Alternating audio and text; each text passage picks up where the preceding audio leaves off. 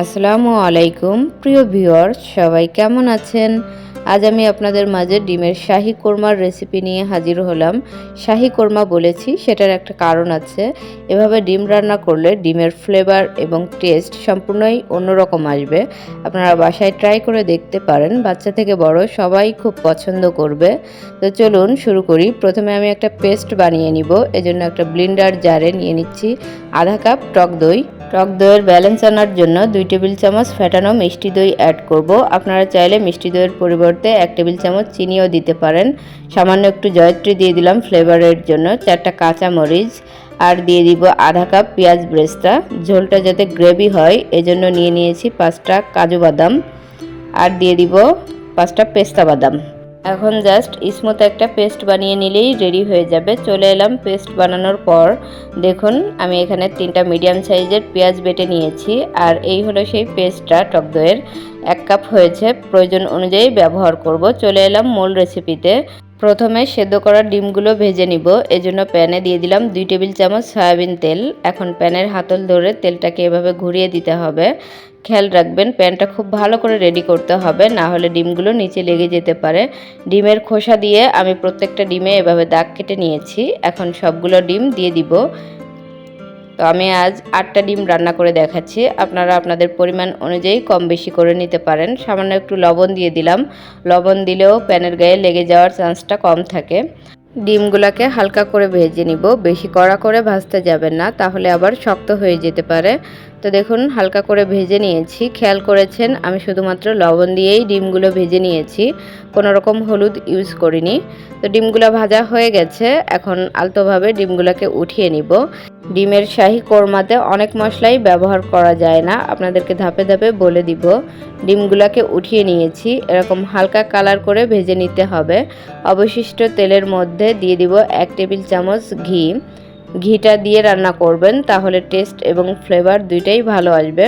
ঘিটা গলে এলে এ পর্যায়ে কিছু আনাম মশলা ইউজ করব। নিয়ে নিয়েছি 1 চা চামচ শাহি জিরা, 1 টুকরো দারুচিনি, 2টা এলাচের মুখ ফাটিয়ে নিয়েছি, 4টা লং এবং 1টা তেজপাতা দিয়ে জাস্ট 5 থেকে 6 সেকেন্ড ভেজে নিলেই রেডি হয়ে যাবে। সুন্দর একটা অ্যারোমা ছড়াচ্ছে। এ পর্যায়ে আমি পেঁয়াজ বাটাটা অ্যাড করব। তো এখানে 3টা পেঁয়াজ বাটা আছে। পেঁয়াজ বাটাটা হালকা করে ভেজে নিতে হবে যতক্ষণ না পর্যন্ত পেঁয়াজের কাঁচা গন্ধটা চলে না যায়। পেঁয়াজ বাটাটা হালকা করে ভেজে নিয়েছি। এখন সামান্য একটু মরিচের গুঁড়া অ্যাড করব সুন্দর একটা কালারের জন্য। আপনারা আপনাদের টেস্ট অনুযায়ী কমিয়ে বা বাড়িয়ে নিতে পারেন, তবে খেয়াল রাখবেন শুরুর দিকে যে টক দইয়ের পেস্ট বানিয়েছিলাম সেখানে আমরা 4টা কাঁচামরিচ দিয়েছিলাম, মরিচটা একটু বুঝে অ্যাড করবেন। এ পর্যায়ে টক দইয়ের মিশ্রণটা অ্যাড করব। আমি সম্পূর্ণটা দিব না, অর্ধেকের একটু বেশি দিয়েছি। এখন নেড়ে মিশিয়ে নিব। টক দইয়ের এই পেস্টটা দেওয়ার ফলে ডিমের শাহী কোরমার টেস্টটা বহুগুণে বেড়ে যাবে। আর কোনো মশলাই অ্যাড করব না, জাস্ট পেঁয়াজ বাটা আর সামান্য একটু মরিচের গুঁড়া আর টক দইয়ের এই পেস্টটা, জাস্ট এতটুকু মশলা দিলেই আমাদের শাহী কোরমা রান্না রেডি হয়ে যাবে। তো আমি কিছুক্ষণ মশলাটাকে কষিয়ে নিয়েছি। দেখুন তেল ছেড়ে দিয়েছে, কত সুন্দর গ্রেভি হয়েছে, কালারটা দেখেই বুঝতে পারছেন। স্বাদ অনুযায়ী লবণ অ্যাড করবেন। আমি এখানে 1 চা চামচ লবণ দিয়েছি উঁচু উঁচু। নেড়ে মিশিয়ে নিব।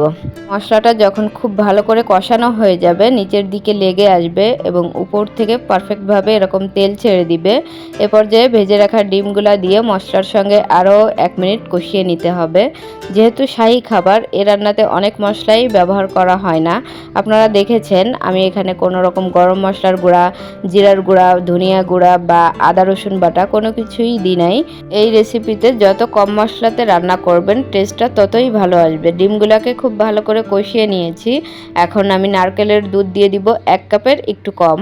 আপনারা যে যেমন ঝোল পছন্দ করেন সেই অনুযায়ী নারকেলের দুধটা বাড়িয়ে বা কমিয়ে দিতে পারেন। আমি হালকা ঝোল রাখবো, এজন্য 1 কাপের একটু কম দুধ দিয়ে দিয়েছি। এখন নেড়ে জাস্ট মিশিয়ে নিব। আপনারা এ পর্যায়ে গরুর দুধটাও অ্যাড করতে পারেন, সেক্ষেত্রে টেস্টে কিছুটা কম্প্রোমাইজ করতে হবে। নারকেলের দুধ দিলেই পারফেক্ট টেস্টটা আসবে। তো ঢাকনা দিয়ে ঢেকে আমি 1 থেকে 1.5 মিনিট রান্না করে নিয়েছি। এর ফাঁকে নেড়ে দেওয়ার চেষ্টা করবেন, না হলে নিচের দিকে লেগে যাবে, যেহেতু বাদাম বাটা দেওয়া আছে। মাঝে মাঝে একটু ঢাকনাটা উঠিয়ে নেড়ে দিবেন। টেস্ট করে নিব লবণটা ঠিক আছে কিনা। লবণটা পারফেক্ট আছে।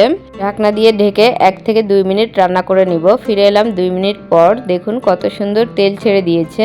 এ পর্যায়ে আমি 1 টেবিল চামচ চিনি দিয়ে দিব। আপনারা যদি পছন্দ না করেন তাহলে স্কিপ করতে পারেন, তবে চিনি দিলে টেস্টটা ভালো আসে। 1/2 টেবিল চামচ ঘি দিয়ে দিলাম, তাহলে সুন্দর একটা ফ্লেভার আসবে। সেই সাথে সামান্য একটু পেঁয়াজ বেরেস্তা দিয়ে দিলাম, জাস্ট দেখার সৌন্দর্যের জন্য। এখন একটা ঢাকনা দিয়ে ঢেকে একটু দমে রেখে দিব লো হিটে। জাস্ট 1 থেকে 2 মিনিট লো হিটে রেখে দিয়েছিলাম। ফিরে এলাম 2 মিনিট পর। দেখুন মিরাক্কেল, কত সুন্দর কালার এসেছে আর টেস্টটা জাস্ট অসাধারণ। আপনারা বাসায় ট্রাই না করলে বুঝবেন না। এখন আমি সার্ভিং ডিশে সার্ভ করে নিব।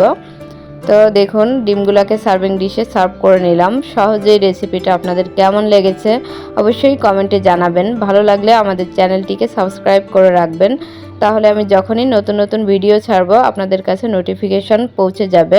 কাছ থেকে দেখিয়ে দিচ্ছি, দেখুন যেমন সুন্দর কালার তেমনি টেস্ট আর ফ্লেভারটা জাস্ট অসাধারণ। বাচ্চা থেকে বড় সবাই এই রেসিপিটা খুবই পছন্দ করবে।